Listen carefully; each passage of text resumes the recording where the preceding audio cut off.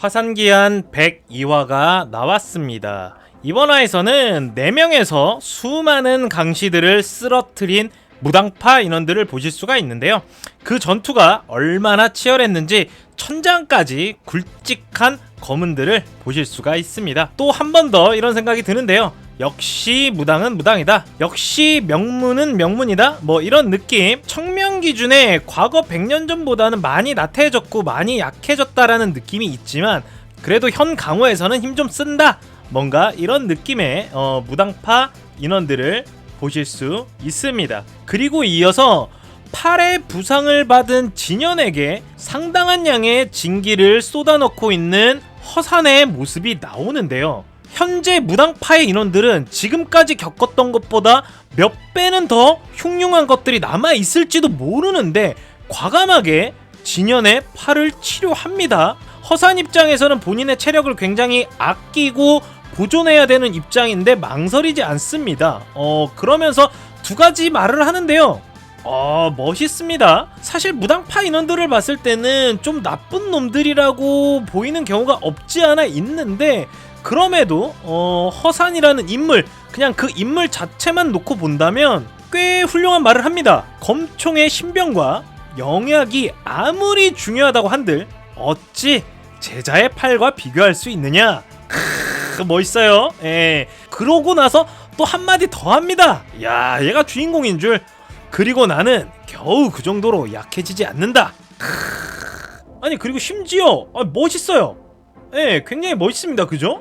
그림체 보세요. 이번 102화의 주인공은 허산이라고 해도 될 정도로 굉장히 멋있는 모습을 보여주고 있습니다. 근데 이게 보여지는 것만 멋있는 것이 아니라 진짜로 근본이 있는 자신감입니다. 이게 진정한 무당파의 무서움이거든요. 그게 무슨 말이냐면 이만큼 힘을 썼다고 해서 무당파 장로는 지치지 않습니다. 제가 화산기한 2부가 시작하고 나서 무당파에 대해서 여러가지 설명을 드렸는데요. 그 중에 하나가 무당파의 정말 찐 핵심 저력은 장로진이라고 제가 아주 여러 번 말씀을 드렸어요. 이 부분에 대해서 조금 더 자세한 설명을 드리자면 정파의 무공 자체가 초반의 성장 속도보다는 대부분이 거의 후반의 대성을 이루는 경우가 많습니다. 그 중에서도 유독 초반 성장이 더디고 후반 성장이 굉장히 강하게 나오는 곳이 바로 무당파입니다. 그렇기 때문에 제가 허산은 무당파의 장로 중에서 약한 편이다 라고 말을 했지만 그럼에도 보통이 아니다. 무당파의 장로 중에서는 허산이 약한 축에 속하지만 어디 나가서 기죽을 정도는 절대 아니다. 그 정도의 전투력을 가지고 있는 게 허산이라는 인물입니다. 그리고 여기서 조금 더 추가적으로 설명을 드리자면 그래서 진현과 무진이 크게 평가를 받는 이유이기도 합니다. 그게 무슨 말이냐면 지금 진현의 나이에 지금 무진의 나이에 저 정도라면 무당파의 핵심 저력이 됐을 때 장로급이 됐을 때 어마무시한 괴물로 성장할 수 있다라고 판단을 하는 겁니다. 진현은 사실 정말 강하다라고 할 수 없습니다. 그럼에도 불구하고 동년배 중에 진현이 뛰어난 모습을 보여주고 있다. 그것도 무당파에서 저 정도를 벌써 보여주고 있다라는 거는 후반에 갔을 때 왕기 캐릭터다. 뭐 롤 할 때 그런 캐릭터들 있잖아요. 왕기 캐릭터. 제가 롤을 안 한 지 오래돼서 잘 모르겠지만 뭐 트타 같은 경우 트타가 초반에 뭐 키를 많이 먹고 시작한다. 그러면 뭐 후반에 어마무시하잖아요. 그죠? 뭔가 그런 느낌. 후반에 굉장히 강력한 캐릭터인데 초반부터 강함을 보여준다. 그러면 후반은 뭐 말할 것도 없는 그런 느낌. 그래서 진현과 무진이 주목을 받고 있다라는 겁니다. 그리고 이번화 마지막 부분에서 무당파가 드디어 검총의 끝자락에 도착을 해서 엄청나게 높은 절벽을 바라보면서 이번화는 끝이 나는데요.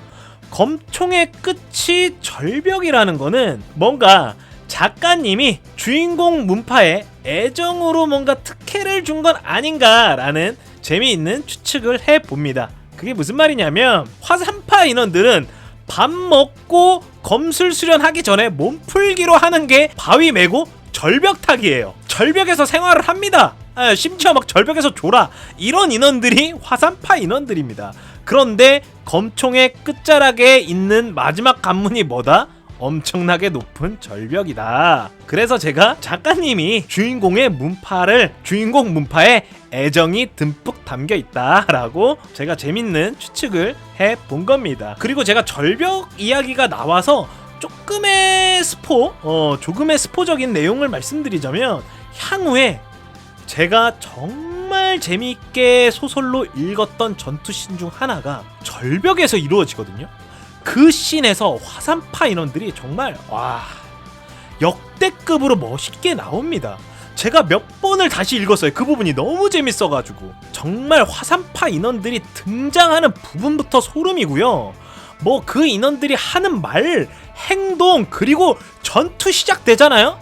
와, 화산파 인원들 진짜 날라다닙니다. 막 너무 멋있고 장난 아닙니다. 절벽신에서 전투가 이루어지는데 거기에서 화산파 인원들이 정말 꽃을 피웁니다. 막 그 전투 마지막 씬에는 백천이 미친듯이 분노하고 청명의 역대급 전투력, 막 이런거, 그리고 마지막에 아무도 예상하지 못했던 반전의 반전까지 화산파가 정파의 타 문파에 비해 명성이 현저히 떨어져 있지만 제가 정말 재밌게 봤다는 그 절벽에서 전투씬 하나로 그냥 명성이 다 역전해버려요. 지금부터 벌써 화산파 인원들이 활동을 하고 있지만 역대급 데뷔 무대, 화산파가 이 전투 찢었다 라고 표현할 수 있을 것 같은 전투가, 그런 씬이 절벽에서 이루어집니다. 그렇다고 해서 이번 검총의 절벽에서 이루어지는 전투씬은 재미없냐?